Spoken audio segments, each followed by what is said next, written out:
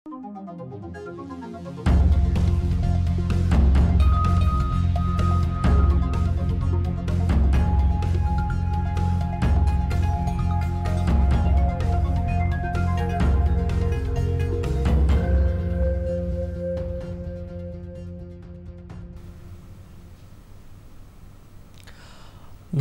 यो हो news 24 television prime time न्यूजमा स्वागत छ। सत्तारूढ नेकपा भित्र मञ्चन भइरहेको नाटकले हरेक दिन दृश्यहरू परिवर्तन गर्न थालेको छ। पात्रहरू उही हुन्, तर तिनै पात्रहरूको बोली हरेक दिन फरक हुन्छन्। संवैधानिक परिषद सम्बन्धी विवादास्पद अध्यादेश र संसदको विशेष अधिवेशन बोलाउने विषयको हस्ताक्षर अभियान फिर्ता लिने सहमतिको नाममा गत बुधबार स्थायी कमिटी बैठक बस्यो। तर बिहिबार बसेको मन्त्री परिषद बैठकले न अध्यादेश फिर्ता लियो न त प्रधानमन्त्री केपी शर्मा ओलीले आफ्नो अडान नै फेरे।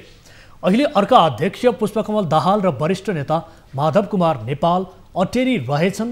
ओली भन्दै संसदको विशेष अधिवेशन माग पुनः बिउत्याउने चेतावनी दिन थालेका छन्।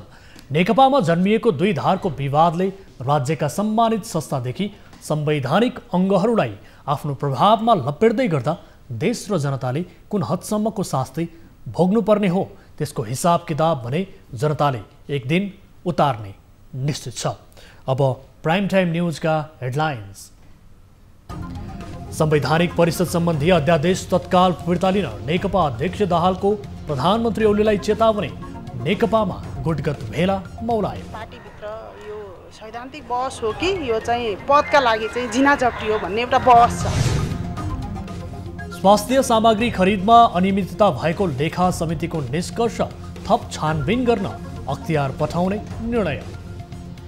थप छानबिन गरेर को दोषी हुनुहुन्छ, कसले चाहिँ यसमा अनियमितता गर्नुभएको छ त्यो कुराहरू पहिचान गरेर पछिल्लो 24 घण्टामा 700 बढीमा कोरोना संक्रमण पुष्टि। थप 16 को मृत्यु। हालसम्म 1765 जनाको ज्यान गयो।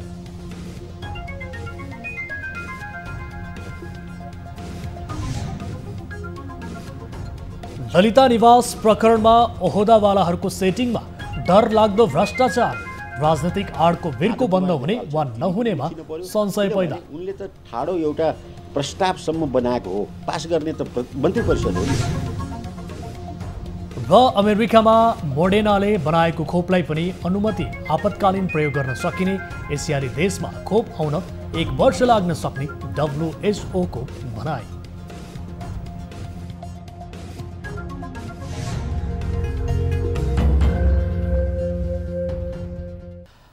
हामी निरन्तर न्यूजमा छौं। नेपाल कम्युनिस्ट पार्टी नेकपाका अध्यक्ष पुष्पकमल दाहाल र वरिष्ठ नेता माधव कुमार नेपाल समूहले प्रधानमन्त्रीले तत्काल अध्यादेश फिर्ता नलिए कडा कदम चाल्ने चेतावनी दिएको छ। शुक्रबार पेरिस डाँडा स्थित नेकपा जनवर्गीय संगठनको कार्यालयमा बसेको सो समूहको प्रदेश एक स्तरीय भेलाले संवैधानिक परिषद सम्बन्धी अध्यादेश तत्काल फिर्ता लिन बनेको हो। फिर्ता नदिए आवश्यक कदम चाल्ने चेतावनी पनि दिइएको छ। यस्तै भेलाले पार्टीलाई सुदृढ र गलत कुराको डटेर सामना गर्ने निर्णय पनि गरेको छ। भेलामा नेकपाका अध्यक्ष दाहालले आफूहरूले पार्टी अध्यक्ष एवं प्रधानमन्त्री केपी शर्मा ओलीलाई निषेध नभई नियन्त्रण गरेर जान खोजेको बताउनुभयो। उहाँले आफूहरूले ल्याएको प्रतिवेदनमा प्रविधिगत कुरा मुख्य भएको बताउनु भएको थियो।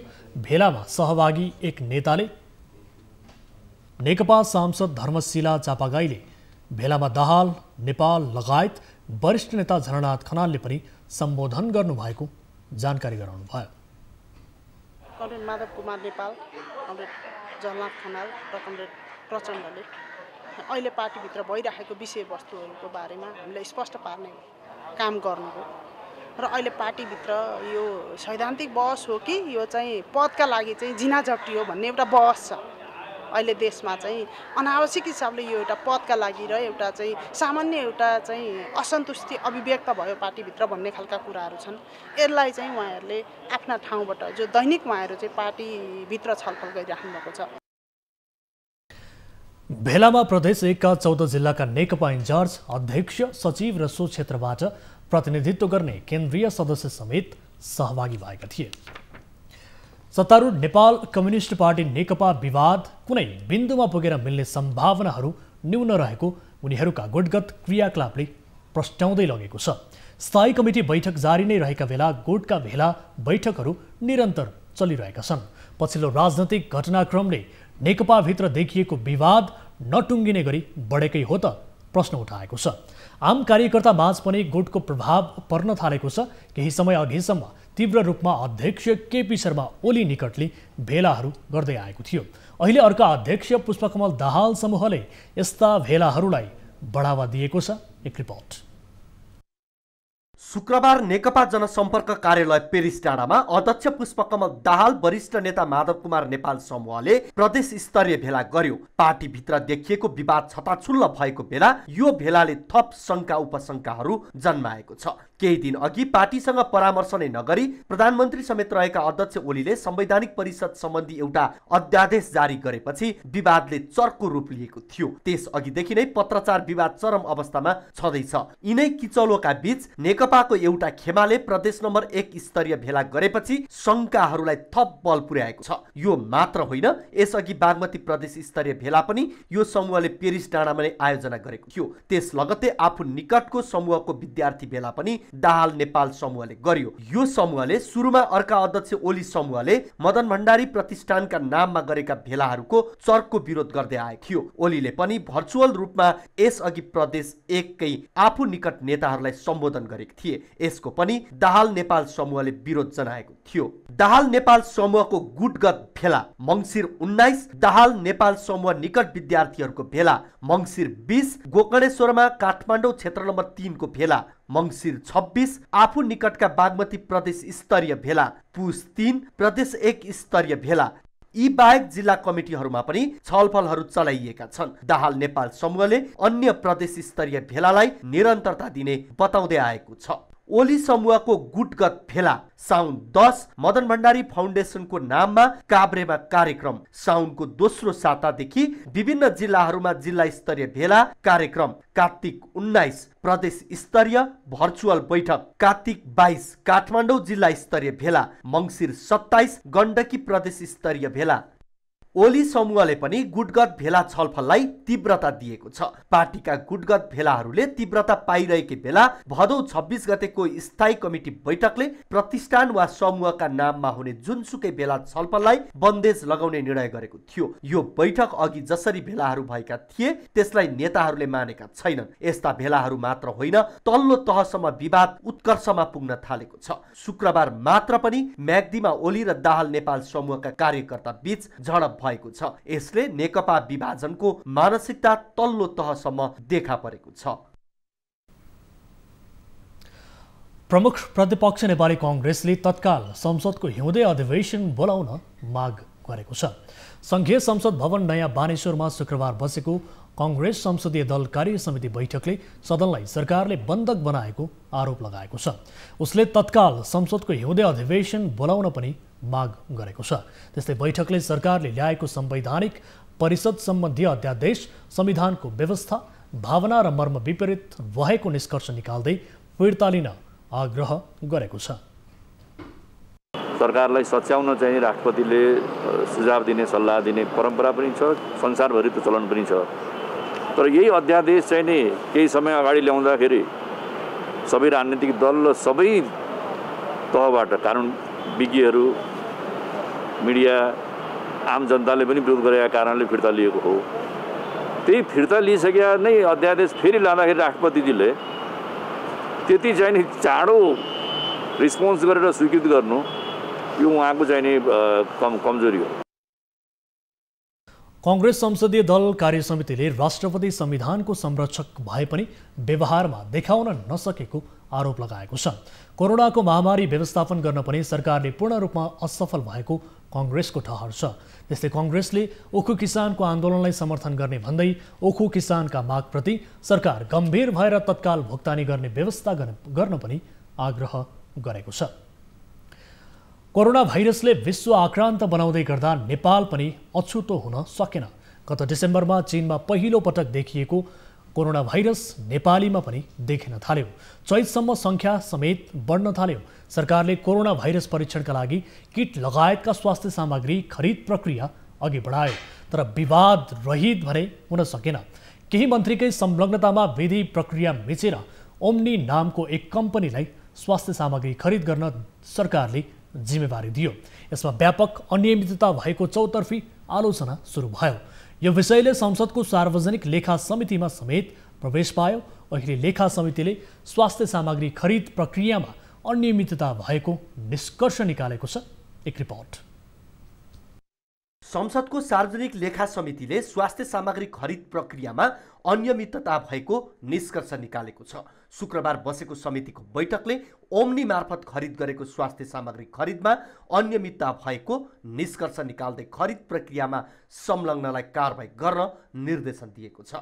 समितिले सामग्री खरिदमा प्रचलित कानुन र प्रक्रिया मिचेको समेत निष्कर्ष निकालेको छ। समितिले बजारमा तोकिए भन्दा बढी मूल्यमा खरिद गरी भ्रष्टाचार भएकोले अख्तियार दुरुपयोग अनुसन्धान आयोगलाई थप अनुसन्धान गरी मुद्दा चलाउन पनि निर्देशन दिएको छ। खरिद प्रक्रिया चाहिँ पूर्ण रूपमा यो खरिद प्रक्रिया चाहिँ नियमसङ्गत नभएको कारणले र यसमा चाहिँ विभिन्न पदाधिकारीहरू जो संलग्न हुनुहुन्छ उहाँहरू चाहिँ दोषी हुनुहुन्छ, दोषी करार गर्ने अवस्था सिर्जना भएको हुनाले यसको थप छानबिन गरेर को दोषी हुनुहुन्छ, कसले चाहिँ यसमा अनियमितता गर्नुभएको छ त्यो कुराहरू पहिचान गरेर कानुनी कारबाही गर्नको लागि अख्तियार दुरुपयोग अनुसन्धान आयोगलाई चाहिँ लेखी पठाउने गरी निर्णय भएको छ। समितिको बैठकमा स्वास्थ्य मन्त्री भानुभक्त ढकालले ओम्नी समूहलाई राज्य कोषबाट 1 पैसा नदिएको र ओम्नीको धरौटी समेत जफत गरी राज्य कोषमा दाखिला गरेको जानकारी दिएका छन्। यति चाहिँ हामी सबै स्पष्ट हुन जरुरी छ कि हामीले जुन ओम्नी कम्पनीसँग सम्झौता गर्यौं त्यो सम्झौता गरेर राज्यको कोषबाट अहिलेसम्म त्यसलाई 1 पैसा पनि उपलब्ध गराइएको छैन। उल्टै सम्झौता भङ्ग गर्दाखेरि उसले राखेको धरोहरलाई हामीले राजस्वमा दाखिला गर्ने र ब्ल्याकलिस्टमा राख्ने कुरा गरेका छौँ। सांसदहरूले कोरोना महामारीका बीच चर्को मूल्यमा स्वास्थ्य सामग्री खरिद गर्ने जिम्मा ओम्नीलाई दिनुको कारण सोधेका थिए। स्वास्थ्य सामग्री खरिद प्रकरण गत फागुन 20 गते प्रधानमन्त्री केपी शर्मा ओलीले कोरोना भाइरस रोकथाम र नियन्त्रणका लागि काम गर्न उपप्रधानमन्त्री एवं ईश्वर पोखरेलको नेतृत्वमा उच्च स्तरीय समन्वय समिति बनाएका थिए। समितिलाई कोरोना रोकथामका लागि नेपालले अवलम्बन गर्नुपर्ने नीति तर्जुमा गर्न र त्यसअनुसारको निर्णय लिन अधिकार थियो। समितिले 4 उपसमिति गठन गरी विभिन्न निर्णय लियो। कोरोना भए नभएको स्वाब परीक्षण गर्ने किटदेखि चिकित्सकले प्रयोग गर्ने व्यक्तिगत सुरक्षा उपकरण PPE सम्म थिएन। ती सामग्री खरिद गरी तयारी अवस्थामा बस्नु थियो। प्रधानमन्त्रीले आवश्यक सम्पूर्ण तयारी गर्न दिएको निर्देशन अनुसार समितिले खरिदको तयारीमा जुटेको थियो। ओम्नी मार्फत स्वास्थ्य सामग्री आपूर्ति गर्ने प्रस्तावप्रति उपप्रधानमन्त्री पोखरेल र प्रधानमन्त्री सचिवालयको सहमति मिल्यो। त्यसैका आधारमा स्वास्थ्य मन्त्रालयलाई प्रक्रिया अगाडि बढाउन निर्देशन दियो। मन्त्रालयले पनि सोही अनुसार निर्णय प्रक्रियामा लगेको थियो। उच्च स्तरीय समिति संयोजक पोखरेल र प्रधानमन्त्रीका सल्लाहकार विष्णु रिमालकै समझदारीमा ओम्नीलाई सामान आपूर्ति जिम्मा दिने भित्री सहमति भए पनि औपचारिकताका लागि फागुन 30 मा 7 दिने बोलपत्र आह्वान गरिएको थियो। त्यसबेला प्रतिस्पर्धामा भिडेका 19 कम्पनीलाई प्रक्रियामै लगिएन। त्यहीबीच स्वास्थ्य मन्त्रालयले चैत्र 7 मा आपतकालीन खरिद प्रक्रिया अनुसार प्रतिस्पर्धा र मितव्ययिताका आधारमा स्वास्थ्य उपकरण खरिद अघि बढाउने गरी सचिव स्तरीय निर्णय गरेको थियो। त्यसलाई पनि व्यवस्था गर्दै 12 चैतको उच्च स्तरीय समिति बैठकले 24 घण्टा भित्रै खरिद प्रक्रिया सुरु गर्न मन्त्रालयलाई निर्देशन दिएको थियो।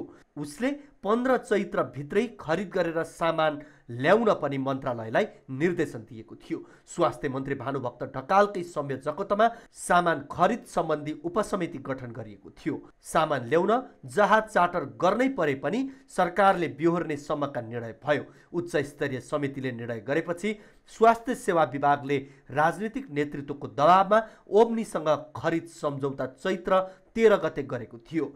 अचम्म त 3 घण्टा मात्र बोलपत्र आह्वान गरेर सम्झौताको जिम्मा दिएको थियो। महँगो रेटमा सामग्री खरिद गर्नेदेखि कहिल्यै स्वास्थ्य सामग्री आपूर्ति नगरेका कम्पनीलाई कमिसनका आधारमा खरिदको जिम्मा दिएको भन्दै त्यसपछि विवाद सुरु भएको थियो। प्रधानमन्त्री ओलीले चैत्र 16 गतेको मन्त्री परिषद बैठकमा यसबारे के भएको भन्दै सोधी खोजी गरेका थिए।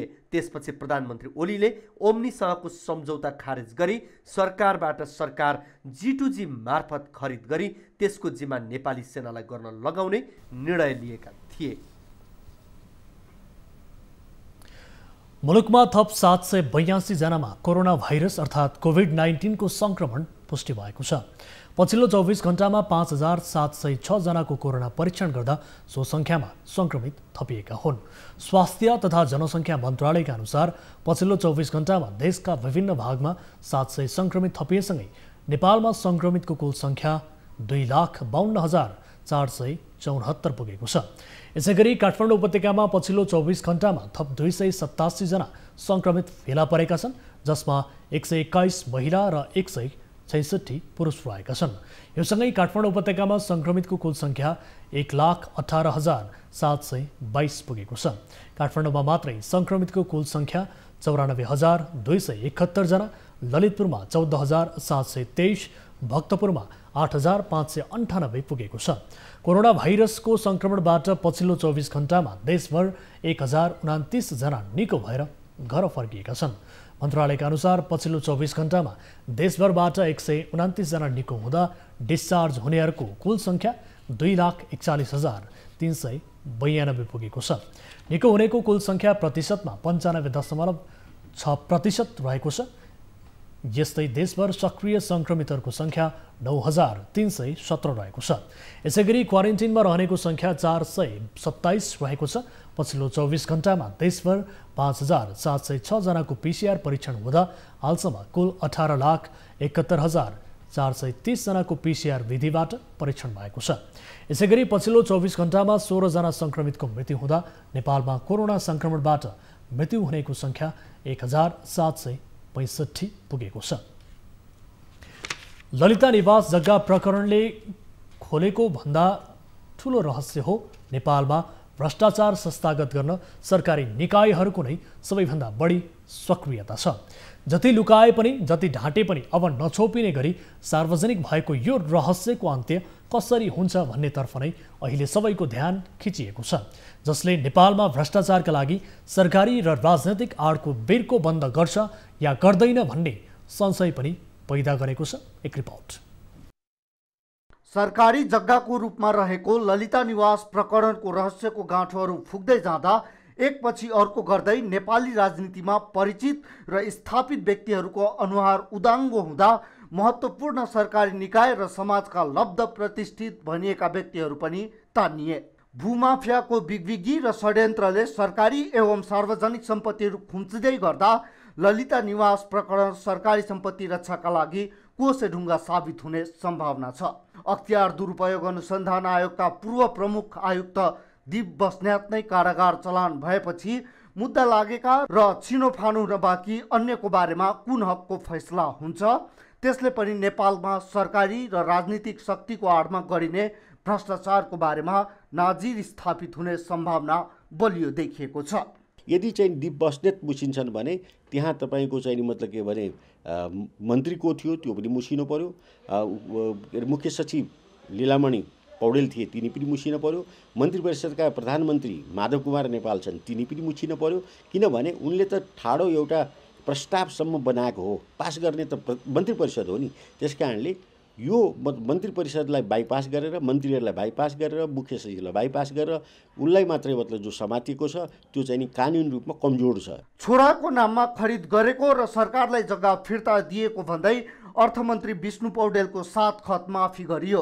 4 मन्त्री र 3 पूर्व सचिव सहित 175 जना विरुद्ध मुद्दा दायर गरिएका मध्ये नेपाली काङ्ग्रेसका नेता विजय कुमार गच्छेदार तथा भाटभटेनीका सञ्चालक मीन बहादुर गुरुङ सहित केही भिआइपी अझै विशेष अदालतमा उपस्थित भएका छैनन्। राजनीतिक र आर्थिक लेनदेनमा उनीहरूमा मुद्दा ढिसमिस गर्न खोजिए नेपालमा फेरि एकपटक न्यायालयलाई निरीह बनाइने पक्का छ, जसले फेरि भ्रष्टाचार र सरकारी सम्पत्ति हडप्नेका लागि अवसर मैदान जहिले पनि खुल्ला रहने सम्भावना टटकारो देखिएको छ। यस प्रकरणमा केही पूर्व प्रधानमन्त्रीलाई अख्तियारले नीतिगत निर्णयको नाममा माफी दिँदा नै अनुसन्धानको फाइलको केही पन्ना च्यातिएको महसुस धेरैले गरेका थिए। केही व्यक्तिहरूलाई जो जग्गा किनेका व्यक्तिहरूलाई जग्गा जफत प्रयोजनको लागि भनेर विपक्षी बनाएर लगेको छ नि, त्यो गलत हो। जग्गा जफत हुनको लागि जसको नाममा जग्गा छ नि त्यो मान्छेले भ्रष्टाचार गरेको देखिनुपर्छ। भ्रष्टाचारमा चाहिँ विपक्षी नबनाउने, उहाँको त्यो जो व्यक्तिको नाममा भएको जग्गा जफत गर्ने लागि भनेर चाहिँ त्यो किन लगिएछ भने नि अहिले बुझिँदैछ। त्यो जग्गा नै अहिले व्यक्तिको नाममा दर्ता गर्न चाहिँ षड्यन्त्रहरू भइरहेछ। सरकारी सम्पत्ति मास्न र आफ्नो नाममा हत्याउन ओहदामा बसेका शक्तिशाली व्यक्तिहरूले कुन हदसम्मको सेटिङ र पदको दुरुपयोग गर्न सक्छ भन्ने भयलाग्दो उदाहरण पनि ललिता निवास जग्गा हजम प्रकरण बनेको छ। यो प्रकरणमा अहिलेसम्म कारवाही भएका सबैभन्दा ठुलो माछा भनेको अख्तियारका पूर्व प्रमुख बस्नेत नै हुन्। तत्कालीन पञ्चायती व्यवस्थामा दरबार रिझाएर भन्सार र राजस्वमा धेरै वर्ष बिताएका बस्नेतले प्रजातन्त्रको पुनर्स्थापनापछि उदाएका राजनीतिक दलका नेताहरूको नयाँ दरबारका मालिकहरूलाई पनि राम्ररी रिझाएका थिए। तर अहिले कारागारको हावा खाइरहेका बस्नेत पछि मुछिएका अन्य लब्ध प्रतिष्ठित अर्थात् भिआइपी माथि कस्तो कारवाही हुन्छ, यही निर्णयले नेपालमा हुने संस्थागत भ्रष्टाचारमा नयाँ नाजिर स्थापित गर्ने पक्का छ। क्यामेरामा कान्छु डङ्गोलका साथमा टिभी जर्नलिस्ट प्रशान्त ठाकुरको रिपोर्ट। सरकारले बाँकी बक्यौता रकम नपाएको भन्दै आन्दोलनमा उत्रिएका उखु किसानहरूको माग सम्बोधन गर्ने प्रतिबद्धता जनाएको छ।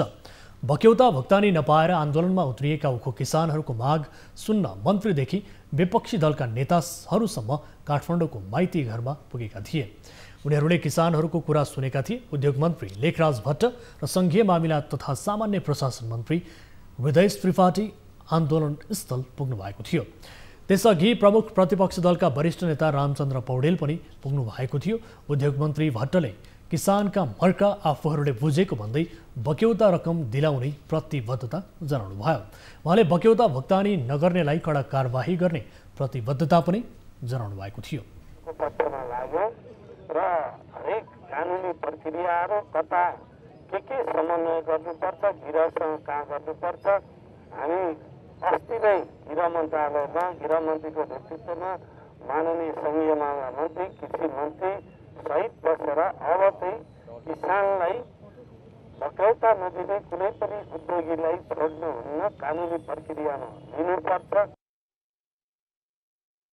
यस्तै प्रमुख प्रतिपक्षी कांग्रेसका वरिष्ठ नेता पौडेलले उखु किसानको बक्यौता भुक्तानको व्यवस्था मिलाउन सरकारको ध्यान आकर्षण गराउनुभयो। पौडेलले छिटोभन्दा छिटो उखु किसानको बक्यौता भुक्तानको व्यवस्था मिलाउन सरकारको ध्यान आकर्षण गराउनु भएको हो। अहिलेसम्म मूल्य पाउनु भएको छैन। यसको लागि राज्यले उहाँहरूलाई यथाशक्य यथाशीघ्र त्यो चाहिँ उहाँ किसानको मागलाई पुरा गर्ने कुरामा जहाँबाट जसरी हुन्छ यो उपर गरिदिनु पर्यो। उहाँहरूको अहिलेसम्मको चाहिँ उहाँहरूको 3 वर्षदेखिको पैसा राज्यले दिलाइदिनु पर्यो। लामो समयसम्म आफूहरूले पाउनुपर्ने बक्यौता रकम नपाएको भन्दै उखु किसानहरूले निरन्तर काठमाडौँको माइती घरमा धरना दिँदै आएका छन्। न्युजहरू अझै बाँकी छन्, अहिलेलाई ब्रेक।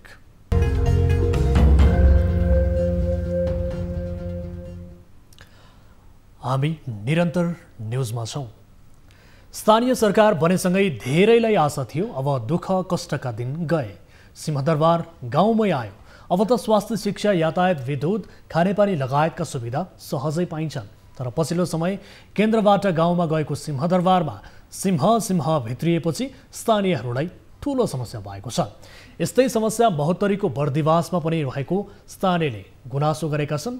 त्यहाँ खानेपानीका धारा भन्दै घर घरमा धारा त बन्यो, तर धारामा पानी नआउँदै पानीको बिल घरमै आउन थालेपछि स्थानीय चकित मात्र भएनन्, अचम्मित बनेका छन्। एक रिपोर्ट। विकास निर्माणको सम्भाग मानिएको स्थानीय सरकार कमाई खाने भाडो बनेको छ। यस्तै एउटा उदाहरण हो महोत्तरीको बर्दिवास नगरपालिका, जहाँ खानेपानीका लागि भन्दै निर्माण भएका धारामा पानी नआउने तर पानीको बिल घरमै ल्याइन्छ। स्थानीयको यही गुनासो कार्यक्रम कल 24लाई प्राप्त भएको छ। बर्दिवास नगरपालिका वडा नम्बर 3 का स्थानीयले आफ्नो घरमा पानीका धारा भए पनि नआउने र पानीको बिल आउने गरेको बताएका छन्। धारामा पानी नआउँदा गाउँमा खानेपानीको समस्या भएको उनीहरूको दुखेसो छ। धारामा पानी नआएको भयो लगभग थुप्रै दिन भयो। किन नआएको पानी? खै अब यो बाहना हो कि अब साँच्चै नै नआएको हो कि के हो केही खबर पनि छैन। गाउँघरतिर यसो हुन्छ नि पानी बिग्रेपछि त ल यस्तो यस्तो कारणले पानी बिग्रियो त्यो पनि छैन। मासिक रूपमा बिल आउँछ कि आउँदैन पानीको? बिल त महिना नपुग्दै आउँछ। तर यता स्थानीय तहका जनप्रतिनिधिहरूले भने स्थानीयले भने जस्तो समस्या नभएको बताउने दावी गर्ने गरेका छन्। खानेपानीलाई स्थानीय सरकारले प्रमुख प्राथमिकतामा राखेको बताउँदै नगरपालिकाका उपमेयर कृष्णमाया गौतमले नगरपालिकाका 5वटा वडामा खानेपानीको समस्या रहेको र समस्या समाधानका लागि सङ्घीय सरकारको सहयोगमा काम भइरहेको बताउँदै आएकी छन्।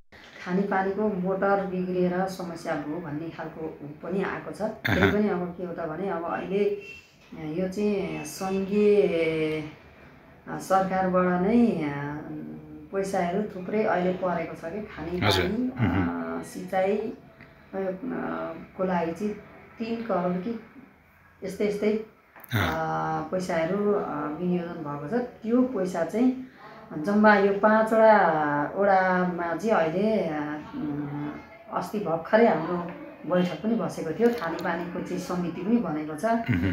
त्यो वडा समिति र अनि नगर स्तरको समिति, उपसमिति र मेन समिति, त्यो समितिहरू पनि बनिसकेको छ। अब त्यसले काम अगाडि बढाउँछ।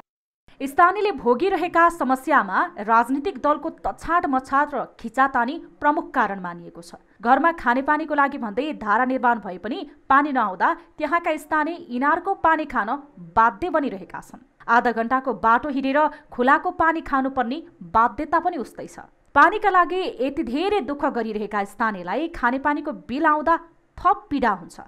सर्वसाधारणले नियमित रूपमा पानी पिउन पाइरहेका छैनन्। यो खास समस्या के भएर भएको? यो के भयो, नेता धेरै ठुलो भएर होला, जानी सुनी भएर होला। नेताको कारणले हो? नेताकै राम्रोसँग सोच गरेको भए यस्तो हुने थियो। अब पहिले केयरको धाराको पानी त्यो काटे, काटेपछि यता जोडेपछि घर बनायो एउटा माथि मुहानमा।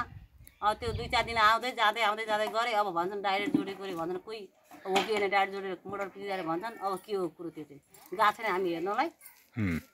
अनि जस्तो महिनाको पैसा तिरिराख्नुपर्छ तर नियमित पानी आउँदैन, त्यो चाहिँ अनि सर्वसाधारणलाई अलिक शास्ति भएन र? भयो नि, खोइ तिरिरहेछौँ। अब कोही जरिमाना भयो धेरै भने तिरेका छौँ, हामीले महिनावारी तिरेकै छौँ। स्थानीय सरकारले आम नागरिकको समस्यालाई र स्वास्थ्यलाई मुख्य प्राथमिकतामा राखेको बताए पनि सर्वसाधारणले ठूलो समस्या झेलिरहेका छन्। स्थानीय सरकारको संरचना बनाउँदा सिंहदरबारको मुख ताक्नु पर्दैन भन्ने आशा गरेका जनता अहिले यही सरकारले काम गर्न नसक्दा निराश छन्। ज्ञान र चेतनाको अभावमा नेपालमा निको हुने रोगका बिरामीको संख्या पनि वर्षेनी बढ्दैछन्। समयमा नै उपचार गरेर नियमित औषधि सेवन गरी निको हुने क्षयरोगको बिरामीको संख्या ज्ञान र चेतनाको अभावका कारण वर्षेनी बढ्न थालेको छ। एक रिपोर्ट। नेपालमा प्रत्येक वर्ष क्षयरोगका कारण करिब 7,000 जना बिरामीको मृत्यु हुने गरेको छ। चेतनाको अभावको कारण समयमा नै उपचार नगराउने, खानपानमा ध्यान नदिने र नियमित पूरा समय औषधि सेवन नगर्नाले क्षयरोगका कारण मृत्यु हुने र बिरामी हुने संख्यामा वृद्धि भइरहेको छ। शारीरिक रूपमा अस्वस्थ भएको समयमा झन् त्यो चिसोले गर्दाखेरि झन् बिरामीहरूलाई बाहिरको हिँडुलमा चाहिँ उहाँहरूको अलिकति कमी हुन्छ। 24 घण्टा चाहिँ अब घरमा बस्ने अनि आफ्नो कोठाभित्र बस्ने त्यो भएको कारणले गर्दा अझ जाडोको महसुस उहाँलाई बढी हुन्छ। त्यसरी बसेको समयमा झन् उहाँहरूलाई रोगले झन् उहाँहरूलाई चाप्दै गएको हुन्छ। क्षयरोगको समयमा नै उपचार भएन भने 1 जना क्षयरोगीले वर्षमा 10 देखि 15 जना सामान्य मानिसमा यो रोग सार्ने सम्भावना रहन्छ। नियमित क्षयरोगका बिरामीले औषधि सेवन गरेमा यस रोगको 91% ठिक हुने चिकित्सक बताउँछन्। टिबी छुट्टिनुभन्दा पहिला ती टिबी नै भएका बिरामीहरूले आफ्नो घर परिवारलाई पनि खकारको माध्यमबाट, हावाको माध्यमबाट टिबी सार्ने एउटा सम्भावना रहन्छ, जसले गर्दा 1 जना बिरामीले 1 वर्षभित्र कम्तीमा पनि 10 देखि 14 जना नयाँ बिरामी बनाउने गर्छन् हैन। त्यसलाई बचाउनलाई, त्यो क्रम नहुन दिनलाई चाहिँ त्यस्ता बिरामीहरू जसमा खोकीको समस्या अथवा ज्वरो आउने, छातीको समस्या लामो समयदेखि छ भने उहाँहरू एकपल्ट यो संस्थामा आएर खकारको जाँच गराई, एक्सरे गराई टिबी छ छैन भन्ने कुरो छुट्याउनु चाहिँ एकदमै अनिवार्य हो। सामान्य क्षयरोगको समयमा नै उपचार नभएमा यो जीर्ण क्षयरोगमा परिणत हुने गर्दछ। यस्ता रोगीहरूको उपचार लामो समय चल्ने हुनाले क्षयरोग निवारण संस्थाले डीआर आवास विराटनगरमा राखेर उपचार गराउने व्यवस्था गरेको छ। सो गृहमा यसरी उपचारमा रहेका बिरामीलाई बस्ने तथा खाना र खाजाको समेत निःशुल्क सुविधा रहेको छ। उहाँसँग हाम्रो मद्दत गरेछ। खानापिना सबै थोक हाम्रो राम्रै छ। अरू के अरे अहिले पनि उपचार पनि हाम्रो राम्रै हुँदैछ। पहिले यस्तो थियो बुढो जस्तो यसमा नचढ्न सक्ने रे, अनि अहिले तगडा भएछ। हामी घुमफिर गर्छु, खानासाना खान्छु, सबै थोक हाम्रो राम्रै छ। बस्न लगाएर खानादेखि लिएर हरेक कुरामा राम्रै छ। यहाँ आएर चाहिँ बसिसकेको बिरामी मलाई जहाँसम्म लाग्छ निकै भएर मात्रै जान्छ जस्तो लाग्छ। एक तथ्याङ्क अनुसार देशभरमा करिब 80,000 भन्दा बढी क्षयरोगीहरूको उपचार गराइरहेका छन्। मोरङ जिल्लामा गत आर्थिक वर्ष 2075-76 मा 1150 र आर्थिक वर्ष 2076-77 को चैत्र मसान्तसम्ममा 741 रोगी नेपाल क्षयरोग निवारण संस्थाको विराटनगर शाखामा उपचारका लागि आएको तथ्याङ्क रहेको छ। गम्भीर खालका क्षयरोगका बिरामीहरूलाई क्षयरोग निवारण संस्थाकै उपचार केन्द्रमा राखेर घाँस बाँस सहितको औषधि निःशुल्क सेवन गर्ने व्यवस्था मिलाइएको छ। तर मानिसमा जनचेतनाको अभावका कारण बिरामीहरू उपचार केन्द्रसम्म आइ नपुगेको आजको अवस्था देखिएको छ। न्युज 24 टेलिभिजनका लागि टिभी जर्नलिस्ट धीरज दाहाल, विराटनगर। बागलुङ गलकोट नगरपालिका वडा नम्बर 10 को पाण्डवखानीमा निर्माण भएको स्वास्थ्य चौकीका कामदारहरूले ज्याला पाएका छैनन्। नगरपालिका मार्फत निर्माण भएको स्वास्थ्य चौकीले कामदारहरूलाई रकम किन दिएन उनीहरूले प्रश्न गरेका छन्। स्वास्थ्य चौकीको भवन बनेको नै 1 वर्ष भइसक्यो। निर्माण सुरु भएको 5 देखि ज्याला नपाएको उनीहरूको गुनासो छ। एक रिपोर्ट। देशभरका अधिकांश गरिबीको रेखामुनि रहेकाको रोजीरोटी ज्याला मजदुरीबाट चल्ने गरेको छ। तर उनीहरूले ज्यानको बाजी राखेर काम गर्दा पनि ज्याला नपाउने समस्या भने ज्यूका त्यो छ। बागलुङको गलकोट नगरपालिका 10 मा निर्माण भएको स्वास्थ्य चौकीमा कामदारले 5 वर्षदेखि ज्याला नपाएको गुनासो गरेका छन्। 2073 सालबाट स्वास्थ्य चौकीको निर्माण सुरु भए तापनि काम गरिरहेका कामदारहरूले स्वास्थ्य भवनको काम सम्पन्न भएको 1 वर्ष बितिसक्दा पनि ज्याला पाएका छैनन्। केटाहरूले आऊ भाइ काम गर, गाउँको हेल्प स्वास्थ्य चौकीको आउनुपर्छ गाउँकै भनेर हामी लागेका थियौँ। तर लाग्दा पनि हामीले त्यत्रो 3 महिना 4 महिनाको तलब पनि अझसम्म 1 रुपियाँ पाएको छैनौँ। स्वास्थ्य चौकी निर्माण गर्नको लागि हामी 60-70 जना महिलाहरूले गिटीबाल्ला उठाई हेल्प निर्माण गर्न जुटेका थियौँ र हामी महिलाहरूले त्यो गिटीबाल्ला गरेको पैसा आजसम्म पाएका छैनौँ। निर्माणको जिम्मा लिएको रविना कन्स्ट्रक्सन प्रणालीले स्वास्थ्य चौकीको भवन सम्पन्न गरी स्वास्थ्य चौकी व्यवस्थापन समितिलाई हस्तान्तरण गरिसक्यो। मजदुरलाई ज्याला नै दिएको छैन। स्वास्थ्य मन्त्रालयबाट विनियोजित 1,77 लाख रुपैयाँको लागतमा स्वास्थ्य भवन निर्माण सम्पन्न भएको हो। तर आफूले काम गरेको बापतको ज्यालाको माग गर्दै आफू पटक पटक निर्माण समिति, सम्पर्क समिति र अनुगमन समिति धाउँदा पनि सुनवाई नभएको उनीहरू बताउँछन्। ठेकेदारसित हामी सम्पर्क नहुने, कहिले पनि आएर जानकारी पनि नहुने, केही पनि नहुने, तिमीले अब कोही अटोपटो पाइन। हामीलाई काम गरेको काम यत्रो दुःख गरेर मेहनत गरेर वर्ष दिनसम्म त्यो हेरपोस्ट गराइयो र आज सम्पन्न पनि भयो।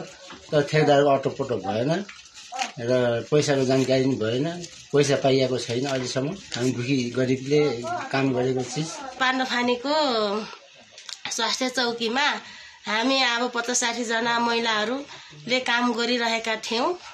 काम गरिरहेको हुँदाखेरि अब पहिला हामी गिटी बालर अलिअलि त पैसा दियो होला, पछि धेरै पहिलाको अहिलेको नयाँ त अलिकति आइसकेछ भन्दाखेरि पछिको पहिल्यैको सुरुको ठेकदारहरूले अब के गरेका छन्। यता रविना कन्स्ट्रक्सन प्रणालीका प्रमुख बसन्त केसीले भने अबको 3 महिनाभित्र सबै कामदारको ज्याला उपलब्ध गराउने दावी गरेका छन्। तर ज्याला दिन किन यति ढिला उनले स्पष्ट जवाब दिन सकेका छैनन्। बरु उनले विभिन्न कारणवश स्वास्थ्य भवनमा काम गरेका कामदारलाई ज्याला दिन नसकेको र अब छिट्टै कामदारलाई ज्याला दिने गोल मटोल जवाफ दिएका छन्। रौतहटको उत्तरी भेगमा बिजुली बत्ती बलेपछि स्थानीय खुसी भएका छन्। 3 दशकको प्रयासपछि गाउँमा विद्युत लाइन विस्तार भएसँगै दङ्ग परेका हुन्। गाउँमा बिजुली पुगेपछि स्थानीयको दैनिकी नै फेरिएको छ। एक रिपोर्ट। रौतहटको चन्द्रपुर नगरपालिका वडा नम्बर 3 मा रहेको भोलन्टार, अडुर बस्ती, डाङडुङ्गे, एप्पिल घारी, चिसापानी र मोरङ्गोमा पहिलो पटक विद्युत लाइन पुगेको हो। पूर्व पश्चिम राजमार्गबाट करिब 9 किलोमिटर उत्तर चुरेको फेदीमा रहेको बस्तीमा बिजुली बलेपछि स्थानीय हर्षित भएका छन्। वर्षौंदेखि टुकीका सहारामा बस्दै आएका उनीहरू गाउँमा बिजुली पुगेपछि सञ्चार प्रविधिसँगै सहजै जोडिन सक्ने भएका छन्। हामीलाई खुसी लागिरहेछ। अब बिजुली आयो, मर्दल पाएर राम्रो छ, बालबच्चा पनि सुरक्षित छ। अब जाऊ भने टुकी छैन, जाऊ कता जाऊ। आफ्नै देश आफ्नै राम्रै छ भन्नु नम्बरसम्म है। भोलि मात्रै जानु त्यही हो बाबु। यस्तै लाइन आएपछि बत्ती बलिसकेपछि हामीले एकदम खुसी छु नि। अब के गर्नु त, अब यस्तै रमाइलो हुन्छ। हामीलाई पनि गाउँको लागि एउटा सुविधा पनि हुन्छ। अब त हामीलाई एउटा खुसी नहुने के हो भने एउटा पानीको मात्रै समस्या छ, अरूलाई अब खुसी छ। गाउँमा बिजुली नहुँदा मोबाइल चार्ज गर्न समेत स्थानीयलाई समस्या हुने गरेको थियो। नेपाल विद्युत प्राधिकरण, प्रदेश र स्थानीय सरकारको संयुक्त पहलमा गाउँमा विद्युत लाइन विस्तार भएको हो। गाउँको विकासका लागि विद्युत लाइन विस्तारलाई नै पहिलो प्राथमिकतामा राखेर काम गरिएको जनप्रतिनिधिको भनाइ छ। अब यसलाई चाहिँ हामीले पहिलो प्राथमिकतामा राखेर यसलाई चाहिँ फर्स्ट फेज भने बिजुली बत्ती र सडक सँगसँगै लिएर जाउँ भन्छ। एउटा सडकको काम सँगसँगै सडकको पेटी जुन बस्ती बसेको छ त्यो बस्ती क्षेत्रमा बिजुली बत्तीको हामीले अहिले यहाँ सञ्चालन गरेका छौँ। यसले गर्दा यहाँका अहिले बालबालिकाहरूलाई पढ्नलाई, मोबाइल चार्ज गर्नलाई या विदेशमा बाहिर काम गर्न आफ्ना आफन्तसँग कुराकानी गर्नलाई सहजीकरण भइरहेछ। गाउँमा बिजुली पुगेपछि विद्यार्थीहरूलाई इन्टरनेटको सहायताले पढ्न र दैनिक जीवनमा प्रयोग हुने विद्युतीय उपकरण सञ्चालन गर्न समेत सहज भएको छ। दुई ढङ्गले दुईटा टेन्डर गरेर एउटा खालको विद्युत प्रसारण अहिले 1 महिना अगाडि बत्ती बलेको छ र सँगसँगै एउटा मोरङ्गे चिसापानी छ, त्यहाँ चाहिँ हामी मकवानपुरसँग सीमामा जोडिएको भएकाले उताको गाउँपालिका र यताको गाउँपालिका नगरपालिका मिलेर बिना बजेटमा त्यहाँ पनि बत्ती बलेको छ। र अहिले चन्द्रपुर नगरपालिकाको 2टा ठाउँ, एउटा वार्ड नम्बर 3 मा रहेको सुत्ने खोला र वार्ड नम्बर 2 मा रहेको वार्ड नम्बर 1 मा रहेको यो जरुवा भन्ने ठाउँ छ। त्यो 2 ठाउँमा अहिले बत्ती अझै त्यहाँ बत्ती बल्न बाँकी नै छ। नेपालमा उत्पादित विद्युत भारत र तेस्रो मुलुकलाई बेच्ने विषयमा चर्चा भइरहँदा नेपालकै यस्ता थुप्रै ग्रामीण भेगमा अहिले पनि बिजुली पुगेका छैनन्। रौतहटबाट टिभी जर्नलिस्ट बाल विक्रम कार्कीको रिपोर्ट। अब बिजनेस न्यूज।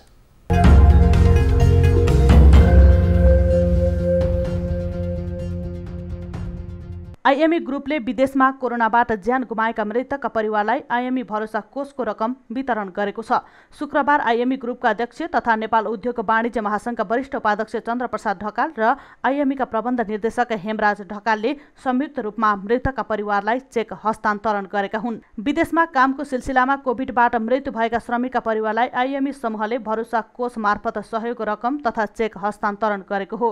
मृतक परिवारलाई चेक हस्तान्तरण गर्दै आइएमई ग्रुपका अध्यक्ष चन्द्रप्रसाद ढकालले विदेशमा कोभिडबाट अकालमा मृत्यु भएका श्रमिकको परिवारलाई राहत दिने उद्देश्यले सामाजिक उत्तरदायित्वको रूपमा सहयोग गरेको बताएका छन्। विदेशमा जुन एउटा श्रम बेचिरहनु भएको छ, वास्तवमा त्यहाँ त्यो मध्ये जति पनि व्यक्तिहरूको चाहिँ जुन एउटा यो कोभिडको कारणबाट चाहिँ मृत्यु भयो, कमसेकम धेरैभन्दा धेरै व्यक्तिहरू सहभागी हुनुपर्छ भन्ने हिसाबले पनि वास्तवमा हामी चाहे त्यो विज्ञापनको कुरा भनौँ, चाहे सोसियल मिडियाको कुरा भनौँ, चाहे हाम्रो यो प्रोग्रामको चाहिँ कुराहरू भनौँ, त्यस्तै हिसाबले हामीले गर्नुपर्ने बाध्यता पनि थियो। आइएमई समूहका प्रबन्ध निर्देशक हेमराज ढकालले निजी क्षेत्रबाट स्थापित यस कोषले विदेशमा कोरोनाबाट मृत्यु भएका परिवारका सदस्यहरूलाई सहयोग पुग्नुका साथै भविष्यमा पनि भरोसाको रूपमा रहने बताएका छन्। क्राइसिसमा जो हुनुहुन्छ, जसले फ्यामिलीका आफ्ना सदस्यहरू गुमाउनु भएको छ, उहाँहरूको पछाडि हामी साथमा छौँ, तपाईँहरूलाई असिलो पर्दाको टाइममा हामी साथमा छौँ भन्ने एउटा म्यासेज दिनको लागि, त्यस्तै गरेर हाम्रो एउटा संस्कृति भनौँ, हाम्रो एउटा परम्परा। आइएमई समूहका प्रमुख कार्यकारी अधिकृत सुमन पोखरेलले मुलुकको अर्थतन्त्रमा महत्त्वपूर्ण भूमिका निर्वाह गरिरहेको रेमिट्यान्स भित्र्याउने श्रमिकका परिवारलाई प्रोत्साहन दिने उद्देश्यबाट भरोसा कोषको स्थापना भएको बताएका छन्। कार्यक्रममा आइएमईका ब्रान्ड एम्बेसडर दीपक राजगिरी र दीपाश्री निरौलाले भरोसा कोषबाट पीडित परिवारलाई राहत तथा प्रोत्साहन पुग्ने विश्वास गरे। आइएमई कोषमा आवेदन दिएका 79 जनाको परिवारलाई प्रति परिवार 50,000 को दरले सहयोग रकम प्रदान गरेको छ। शुक्रबार आइएमई ग्रुपले काठमाडौँमा उपलब्ध कोभिडबाट विदेशमा मृत्यु भएका आफन्त तथा परिवारलाई राहत स्वरूप चेक हस्तान्तरण गरेको छ।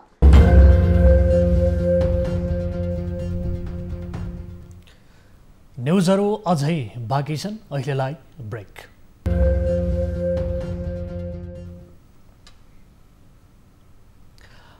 हामी निरन्तर न्युजमा छौँ। अब स्पोर्ट्स न्युज।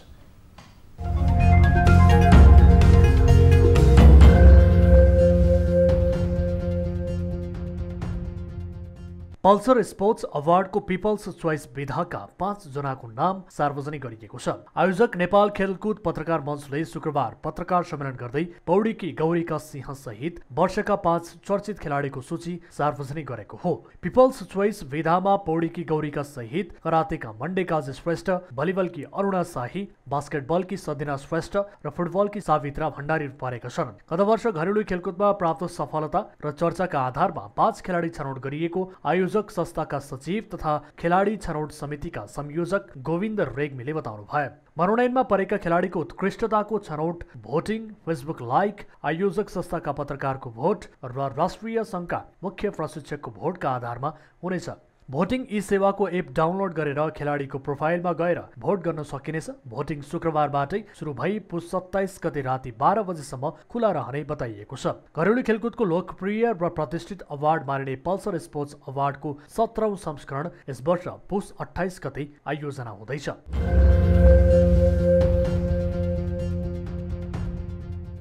पाकिस्तानसँगको पहिलो T20 क्रिकेटमा न्युजिल्यान्ड 5 विकेटले विजयी भएको छ। अकल्यान्डमा टस जितेर पहिले ब्याटिङ गरेको पाकिस्तानले 20 ओभरमा 9 विकेट गुमाउँदै 153 रन बनायो। पाकिस्तानका कप्तान सदाब खानले सर्वाधिक 42 रन बनाए। यस्तै फाहिम अशरफले 31 रनको योगदान गर्दा इमाद वासिमले 19 तथा मोहम्मद रिजवानले 17 रन बनाए। यता न्युजिल्यान्डका ज्याकोब डुफेले 4 विकेट लिए। 154 रनको लक्ष्य पछ्याएको न्युजिल्यान्डले 18 ओभरमा 5 बलमा 5 विकेट गुमाउँदै लक्ष्य भेटायो। न्युजिल्यान्डका टिम सेफर्टले 57, मार्क चापम्यानले 34 रन र ग्लेन फिलिप्सले 23 रन बनाए। यो जितसँगै न्युजिल्यान्डले 3 खेलको श्रृङ्खलामा 1-0 को अग्रता बनाएको छ।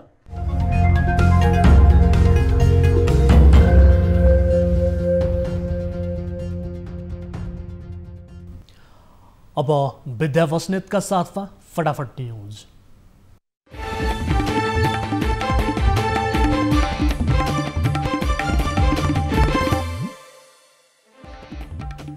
अध्यादेश संविधानको भावना र मर्म विपरीत भएको कांग्रेसको निष्कर्ष, तत्काल फिर्ताली संसद अधिवेशन बोलाउन माग।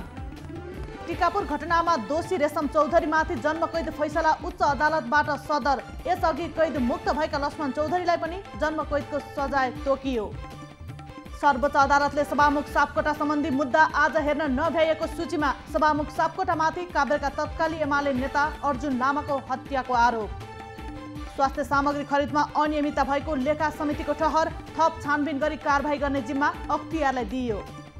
पछिल्लो 24 घण्टामा 700 बढीमा कोरोना संक्रमण पुष्टि, थप 16 को मृत्यु, हालसम्म 1765 जनाको ज्यान गयो। सरकारी छापकृत्य मुद्दामा जेल सहित 36 लाख जरिवाना अभियोगमा दोषी ठहर भएका एकजना पक्राउ पर्नेमा गोर्खा गर्भै हाल ललितपुर बस्दै आएका 55 वर्षीय गोपाल बहादुर थापा। दरबार मार्गको वान वे एके लाउन्जमा जुवा खेलिरहेको अवस्थामा 8 जना पक्राउ, 5,18,000 रुपैयाँ बरामद। साथै ठेक्कापट्टामा संलग्न केही व्यक्ति सहित 2 जना महिला प्रहरी नियन्त्रणमा। वैदेशिक रोजगार विभागले 3 महिनामा 60वटा मेनपावर कम्पनीमा छड्के अनुगमन। अवैध रूपमा काम गरिरहेका 45 मेनपावरको कारोबार रोक्का। काठमाडौँ उपत्यकामा आजदेखि सवारी साधनमा लागू गरिएको जोरबिजोर प्रणाली हट्यो।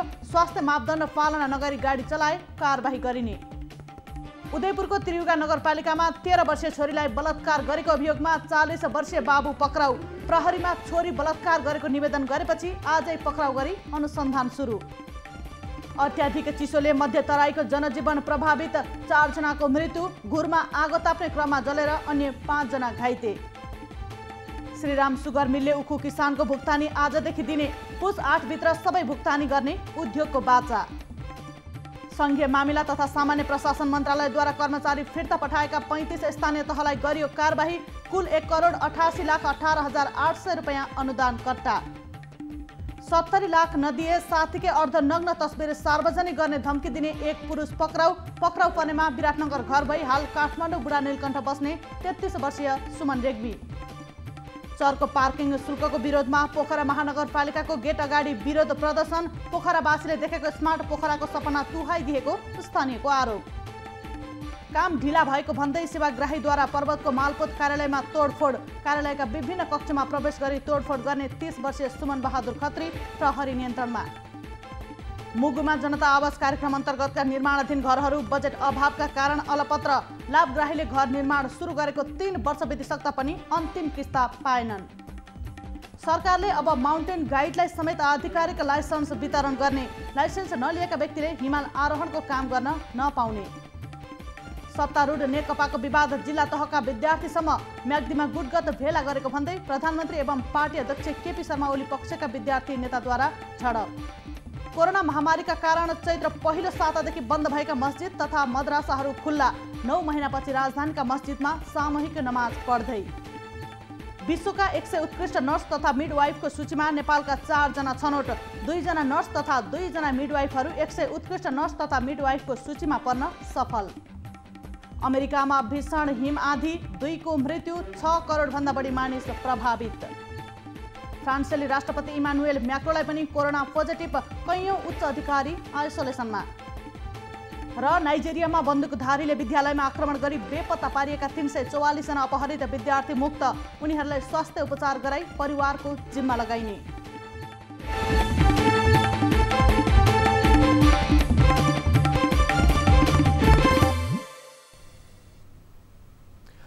अब प्राइम टाइम न्यूज सक्नु अघि हेडलाइन्स पुनः एकपटक। संवैधानिक परिषद सम्बन्धी अध्यादेश तत्काल फिर्ता लिन नेकपा अध्यक्ष दाहालको प्रधानमन्त्री ओलीलाई चेतावनी, नेकपामा गुटगत भेला मौलायो। पार्टीभित्र यो सैद्धान्तिक बहस हो कि यो चाहिँ पदका लागि चाहिँ जिना जप्टी हो भन्ने एउटा बहस छ। स्वास्थ्य सामग्री खरिदमा अनियमितता भएको लेखा समितिको निष्कर्ष, थप छानबिन गर्न अख्तियार पठाउने निर्णय। थप छानबिन गरेर को दोषी हुनुहुन्छ, कसले चाहिँ यसमा अनियमितता गर्नुभएको छ, त्यो कुराहरू पहिचान गरेर।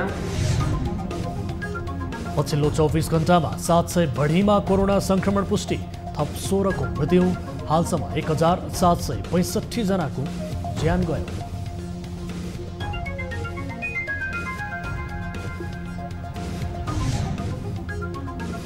ललिता निवास प्रकरणमा ओहदावालाहरूको सेटिङमा डर लाग्दो भ्रष्टाचार, राजनैतिक आडको बेरको बन्द हुने वा नहुनेमा संशय पैदा। किनभने उनले त ठाडो एउटा प्रस्तावसम्म बनाएको हो, पास गर्ने त मन्त्री परिषद हो। र अमेरिकामा मोडेनाले बनाएको खोपलाई पनि अनुमति, आपतकालीन प्रयोग गर्न सकिने, एसियाली देशमा खोप आउन 1 वर्ष लाग्न सक्ने WHO को भनाइ।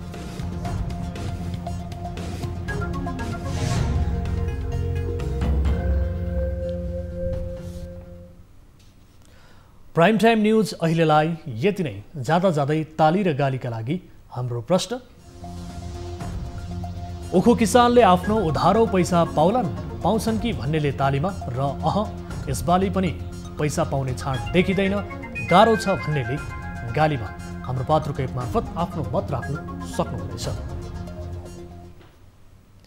थप न्युजका लागि हाम्रो वेबसाइट www.news24nepal.com हेर्नुहोला। साथै हामीलाई फेसबुक, ट्विटर र युट्युबमा पनि फलो गर्न सक्नुहुनेछ।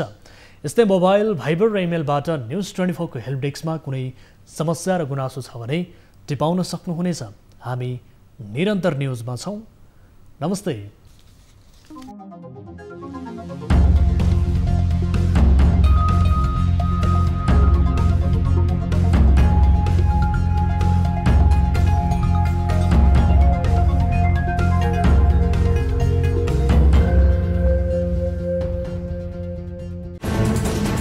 कोरोनाले सृजना गरेको सङ्कटमा पल पलका न्युज अपडेट र हर क्षेत्रको कभरेजका लागि न्युज 24 नेपाल युट्युब च्यानललाई सब्स्क्राइब गर्नुहोला।